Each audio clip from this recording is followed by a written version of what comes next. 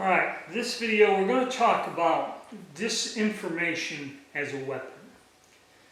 Okay, now as we know, governments, technology, there are a lot of different weapon systems out there. And when we look at all the unrest and the crazy things going on in the world, everyone threatens nuclear war. Okay, and that scares the hell out of everyone, because it is something to be frightened of, okay? But you look at it, wars, invasions, missiles, drones, there are a lot of other things, psych ops, okay? And again, I heard from all these different conspiracy theories and that, but some of the people that are analyzing what's going on with the deep state, they decided, with all the things that they're doing, the one main thing they're going to focus on this year, because it's an election here in the United States, and this election is probably going to be the biggest event in the history of the United States and the biggest event here in the world in this time frame. Okay, this is going to be a make or break event.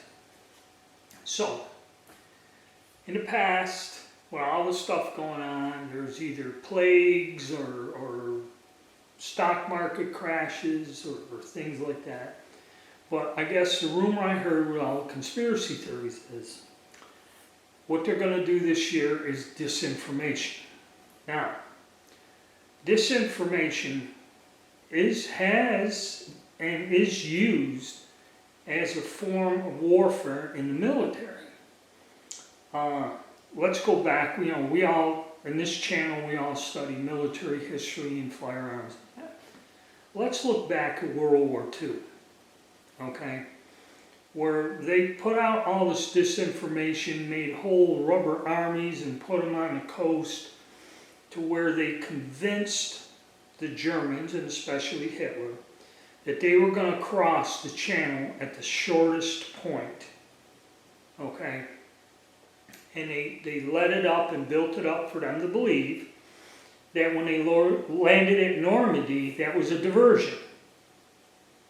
Okay? And the main landing was going to come at that other point. Okay? That's one. During the Gulf War, there was what Schwarzkopf bragged about, smoke and mirrors. He moved some troops and looked like they were going to invade and do an amphibious landing, had the Navy and the Marines go down there, raise some hell. Saddam moved all his troops over, and Schwarzkopf drove through the desert and won the day. Misinformation is a key factor in, warfare.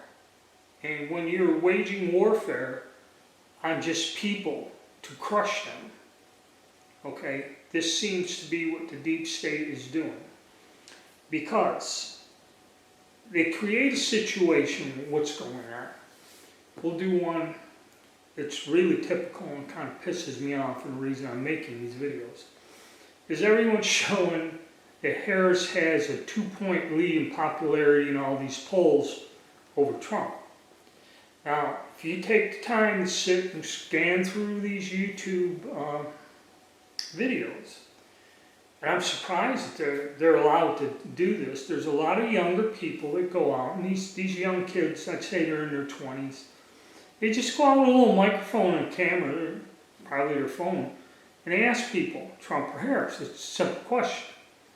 When some kid comes up and asks you a question like that and wanders off, it wouldn't bother me, but you see him go down the street and go around and ask Trump or Harris.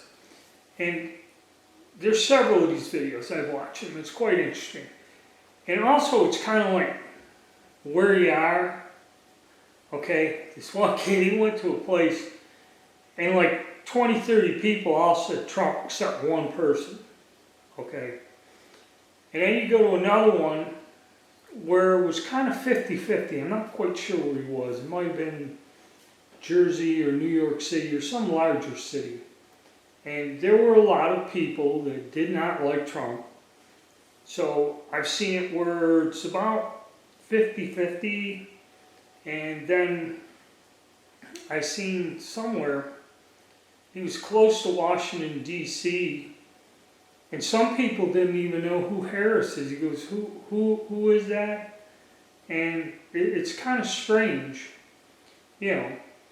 And again, if you go to a group of people and poll them, okay, it's like going to a Trump rally and asking people who are they going to vote for, right? You know, it's kind of a unfair grounds. But, or if you went to the Democratic convention and asked people who are you going to vote for, what the hell do you expect them to say inside that convention? All right? But disinformation and what's going on, not only with the polls of Trump and Harris, you know, they projected like Harris is going to win, and they keep putting it on the internet and the news, Harris is going to win. I don't believe that. But see, the thing is, people, I went back to where I used to work, and I went to talk to the guys for a minute. I was up by my old shop. And one fellow, he is a little bit unstable, but he goes, you know, everybody believes in Trump and everything and all these political things. I don't want to, you know, and a lot of young people don't want to get in an argument. And I said, I understand. But he goes, how can, you know, they said that she's pulling out ahead of Trump. I said, well, you have to realize that's fake news. That's not real. I mean, I don't believe it because just, I don't know, maybe it's because I associate with working class people or something in my everyday life. You know, people like myself. And just people who are hurting because of inflation, because of the immigration policy, because of, you know, they all have the same opinion. Okay? Now, I'm not with the higher-ups or whatever, or politically involved people. I'm just with regular folks. And people really are fed up with a lot of things. Okay? And where the misinformation comes is like this poor fella, he actually believes it's happening. So when he's confused like that, he might not even go bother to vote. Okay, you see, this is this psychological thing. And when you confuse the hell out of people to where nobody knows what's real, whatever's going on, I hear this that, you know, the war in the Middle East, I see a news bulletin, one side's winning, then the next day the next side's invading and killing. And I guess the only real truth of the whole matter is there are people dying over there. Okay. Who's coming out on top? Who's the victor? Who's making an advance? And a lot of the things reported in some other conflicts, and I won't say it because if I do this, I'll get suspended. They're not true. Because I actually communicate with people who live there. And what the news is saying and what, you know, everyone is saying is not what is actually going on there. And I hear it from the people who actually are living there. Okay? It's not the same thing. Alright? So, you know, people say we're being lied to. Well, we are on a pretty wide basis. And it's all done because there is an agenda. The people who are carrying out this agenda are not, it's not anyone you can vote out of office or anything. They control the people in office.